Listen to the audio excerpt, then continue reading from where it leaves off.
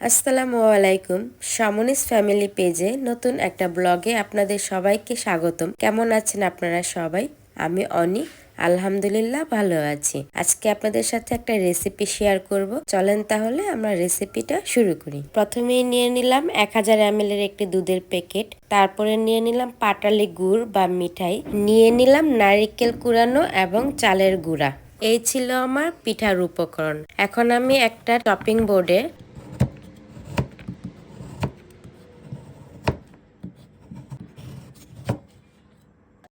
ছোট ছোট পিস করে নিলাম যেন খুব সহজেই মিঠাইগুলো গলে যায়। এখানে আমি 1 কাপ কুড়ানো নারকেল নিয়ে নিলাম। আমি আপনাদেরকে দেখিয়ে দিলাম যে আমি সেম 1 কাপই কুড়ানো নারকেল নিয়ে নিয়েছি। আর এই নারকেলগুলো অনেক ঝরঝরা, তাই এখানে আমি 2 কাপ দুধ দিয়ে দিলাম যেন নারকেল আর মিঠাইগুলোকে সেদ্ধ হতে সাহায্য করে আর পিঠের পুরটা খেতে যেন খুব সুস্বাদু হয়। এখানে আমি 3 টেবিল চামচ গুঁড়ো দুধও দিয়ে দিলাম। এতে কিন্তু পিঠার পুরটা খুব বেশি মজাদার হয়। শেষ পর্যায়ে দিয়ে দিলাম কিছুটা ভাজা তিল। আমার এখানে প্যাকেটে ভাজা তিল পাওয়া যায়, তাই আমি ঝামেলা না করে প্যাকেটে থাকা ভাজা তিলটা দিয়ে দিলাম। আপনারাও চেষ্টা করবেন আমি পুরটা যেভাবে তৈরি করেছি ঠিক সেম ভাবেই পিঠের পুরটা তৈরি করার। দেখেন আমার পিঠের পুরটা দেখতে কি সুন্দর লোভনীয় হয়েছে।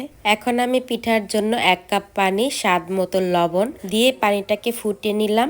এই পর্যায়ে দিয়ে দিলাম 1 কাপ চালের গুঁড়ো দিয়ে দিলাম। তারপর একটা ঢাকনা দিয়ে ঢেকে 2 মিনিটের মতন মাঝারি আঁচে সিদ্ধ করে নিলাম।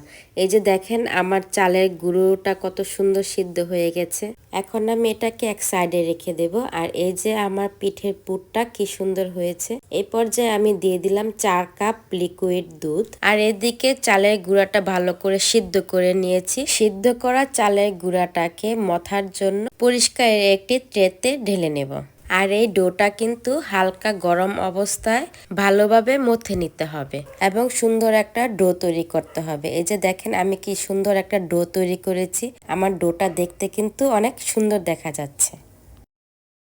এই পর্যায়ে 4 কাপ দুধটাকে একটু হালকা করে জাল দিয়ে 1/2 কাপ গুড় দিয়ে সাথে একটা এলাচ ফাটিয়ে তার মধ্যে 2 টেবিল চামচ গুঁড়া দুধ দিয়ে দিলাম। এখন এটাকে ভালো করে জাল করে দুধ পুলি পিঠার জন্য মালাই তৈরি করে নিলাম। এখানে আমি সবকিছু রেডি করে নিয়েছি। এখন ডোটাকে বেলে নেবার পালা। ডোটাকে আমি বড় আকারে রুটির মতন তৈরি করে নিয়েছি। তৈরি করার পরে একটা কুকি কাটারের সাহায্যে কুকি কাটার দিয়ে পিঠার জন্য একটা সাইজ করে নিয়েছি।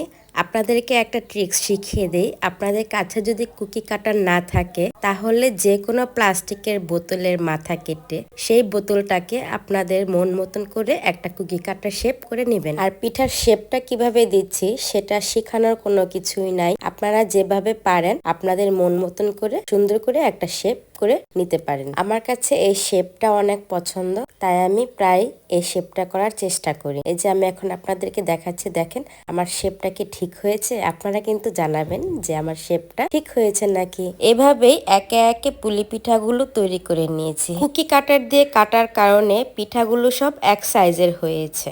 আপনারাও এভাবে ট্রাই করে নেবেন। কিছুক্ষণ আগে দুধ পুলির জন্য যে মালাইটা করেছিলাম সেই মালাইটার মধ্যে পিঠাগুলোকে এখন আমি ছেড়ে দিব। একেবারে ঢেলে দিতে যাবেন না, পিঠাগুলো একটা একটা করে দিতে হবে। আর যদি বেশি করে তৈরি করেন তাহলে চেষ্টা করবেন দুধটাকে একটু ছড়ানো পাত্রে নেওয়ার জন্য। আমার যেহেতু কম ছিল তাই আমি ওছা একটা ছড়ানো পাত্রে রান্না করেছি। আমি 5 থেকে 7 মিনিট পিঠাটাকে রান্না করে নিয়েছি। আর আমি পিঠাটাকে চেক করে নিয়েছিলাম যে মাঝখান ভেঙে সবকিছু সিদ্ধ হয়েছে কিনা। দেখেন আর একটু সাইজে ফুলেছে। এখন আমি পিঠাটাকে উঠিয়ে প্লেটে পিঠাটাকে রেখে দেব। আমার পিঠাটা সম্পূর্ণ হয়ে গেছে, তাই আমি পিঠাটাকে তুলে ফেললাম। এখন একটা বুদ্ধি খাটানোর চেষ্টা করছি। আমার এখানে যেহেতু কোনো পিঠা নেই তাই এই জন্য আমি কিছুটা সেমাই পিঠা করে নিব।